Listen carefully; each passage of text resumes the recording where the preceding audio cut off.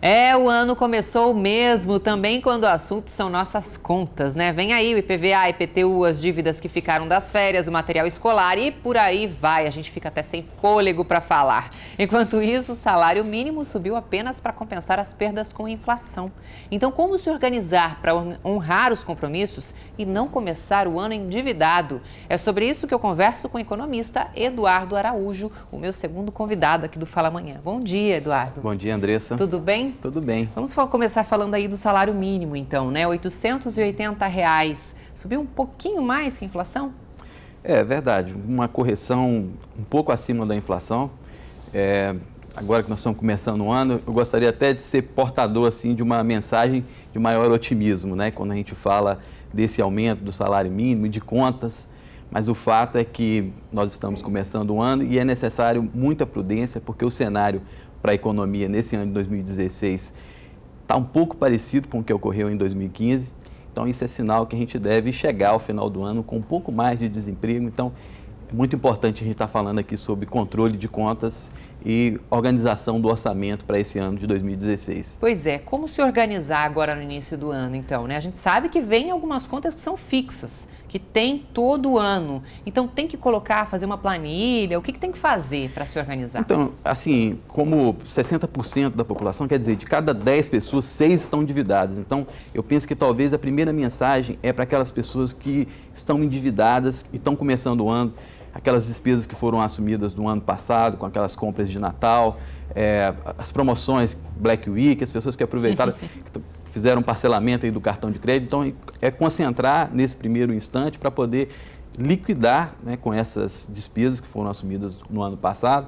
E a segunda coisa talvez seria a gente se programar, como você colocou, IPTU, IPVA, material escolar.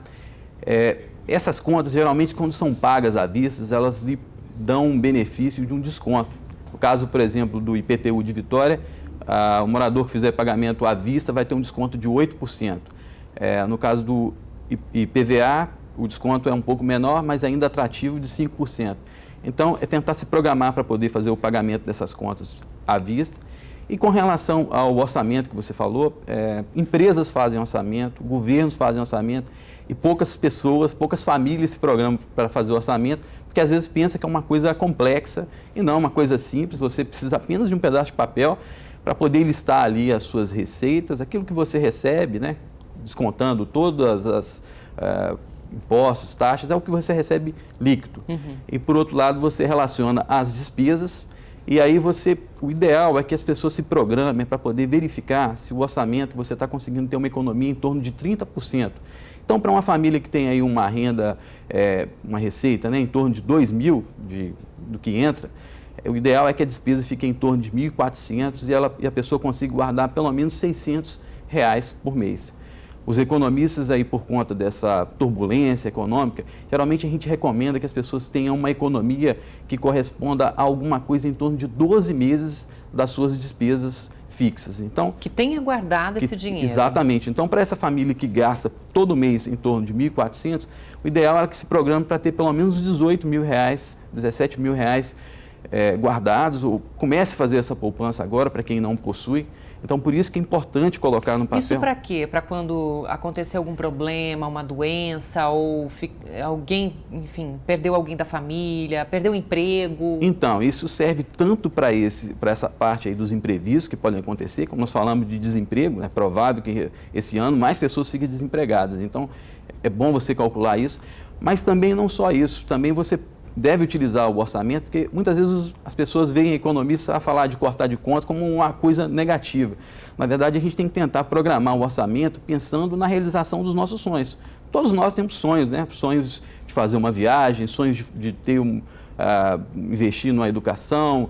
E o ideal é você utilizar o orçamento para poder programar a realização desses sonhos. Então, fazendo essa economia aí de 30% do orçamento, você consegue se programar para, no futuro, esses sonhos que você tem de fazer, às vezes, uma reforma na casa, você fazer com o dinheiro à vista e não procurando parcelar ou se endividando, porque no Brasil nós vivemos com uma taxa de juros muito elevada. Esse ano a taxa de juros deve ficar até um pouquinho maior.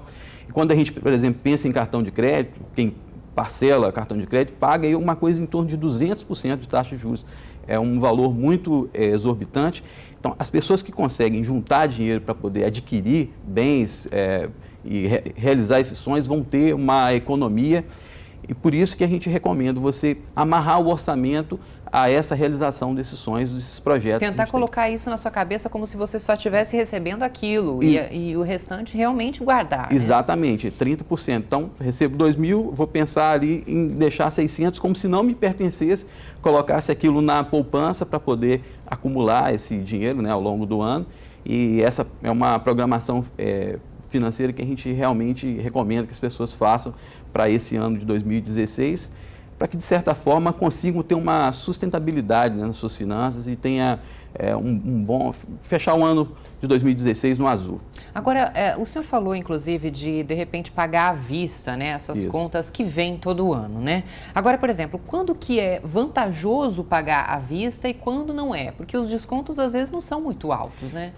Considerando que você tem 8% de desconto, no Isso caso é bom. é muito bom, 5%, sempre muito bom, 5%, 8%, porque quando você pega o seu dinheiro e coloca, por exemplo, na poupança, você vai receber em torno de alguma coisa em torno de 6,5%.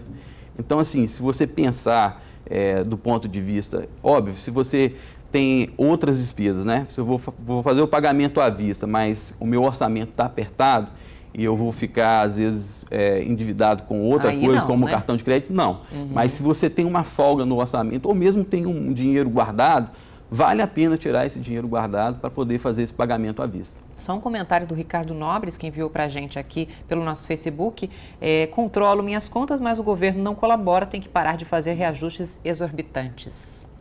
Esse ano a gente deve ainda conviver com algumas possibilidades de aumento de impostos, porque a gente tem no país hoje um problema muito grande. Você falou do aumento do salário mínimo, que por um lado é muito bom, mas por outro lado também implica em maior despesa pública, né? O governo, por exemplo, teve uma despesa de 30 bilhões de reais com esse aumento, e quem arca isso com esse tipo de política, que acaba sendo uma política também social, que é importante, é toda a sociedade. E a forma como a gente vê isso no dia a dia é através, às vezes, da elevação de impostos. E esse ano a gente fala da possibilidade da volta da CPMF, então faz muito sentido o comentário aí do Ricardo. Esse é um assunto que nós vamos ter que voltar a falar aqui sobre essa volta da CPMF, porque olha, isso vai render muito assunto ainda. Muito obrigada pelas informações, pela entrevista, viu, Eduardo? Obrigado. E um bom trabalho, um bom ano para o senhor. Obrigado.